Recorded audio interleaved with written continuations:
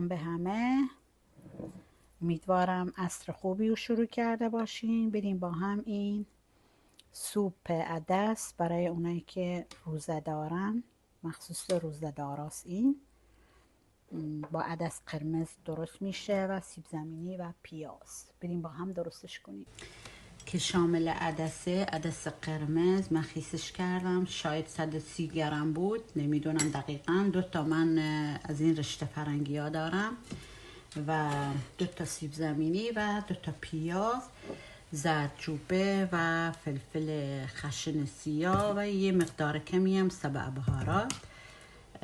همه را با هم قاطی میکنم. اول از همه من روغن میریزم و سیب زمینی ها و پیازا اول از همه، بعد رشته را اضافه میکنم. اینا باید تفت بخوره.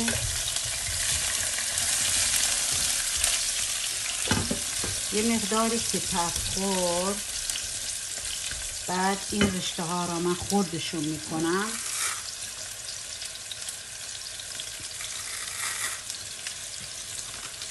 و یه دونم از اینا من دارم، این توش هویج، پیازه و یه چیزی مثل سیب زمینی، نمیدونم چه. این مزه خیلی خاصی بهش میده به جای نمک و ماجی ها. من اینو میریزم، ولی این آخراش میریزم توش.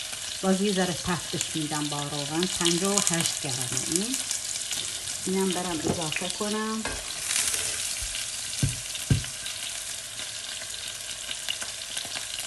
این برای اونایی که روزه دارن خیلی چیز عالیه.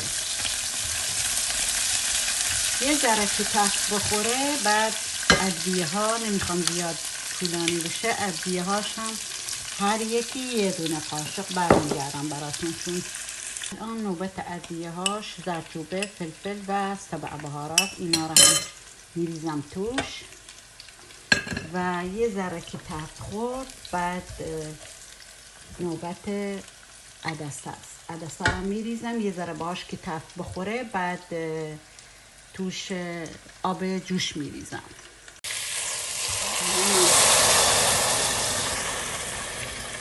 الان دیگه میره تا تقریبا 20 دقیقه. بعد از 20 دقیقه برمیگردم براتون.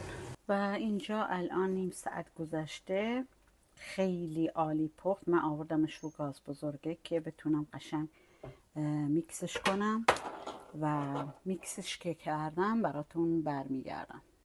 و الان نوبت این 5 دقیقه آخره. اینو میریزم الان توش، مثل ماجی توشه، یه ذره مثل رشته فرنگی توشه. نمکم من نریختم به خاطر اینکه این توش نوشته نمک مثل مزه ماجی ها هست، مرغا، اونا توشه. میذارمش یه چند دقیقه و مزش میکنم. اگه مزش کم بود شاید یه دونه توش ماجی بریزم.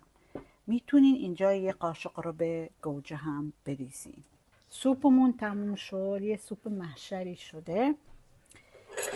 من خودم میخوام مزه کنم که ببینم چه شکلی، ولی بوشک عالیه، غلیظیش خیلی خوبه. میتونین توش این فلفلای قرمز هست ترکی، با یه ذره روغن سرخ کنین برای تزیینش، ولی من چون ادویه‌اش زیاد بود نمیخوام بیشتر از این بریزم.